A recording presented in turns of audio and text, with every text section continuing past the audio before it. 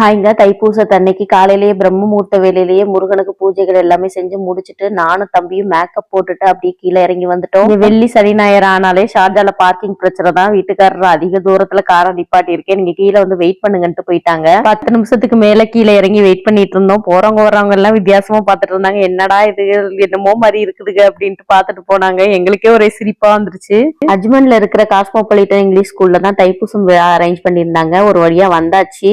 உள்ள நுழையும் போதே கந்த சஷ்டி கவசம் சொல்லி முருகனுக்கு பூஜைகள் பண்ணிட்டு இருந்தாங்க. உள்ள நுழையும் போதே பாத்தீங்கன்னா பயங்கர கூஸ் பம்ப்ஸ். நம்ம ஊர்ல கூட நம்ம இவ்வளவு ஒற்றுமையா செலிப்ரேட் பண்ண மாட்டோம். இங்க யூஏல அப்படி அழகா செலிப்ரேட் பண்ணிட்டு இருந்தாங்க.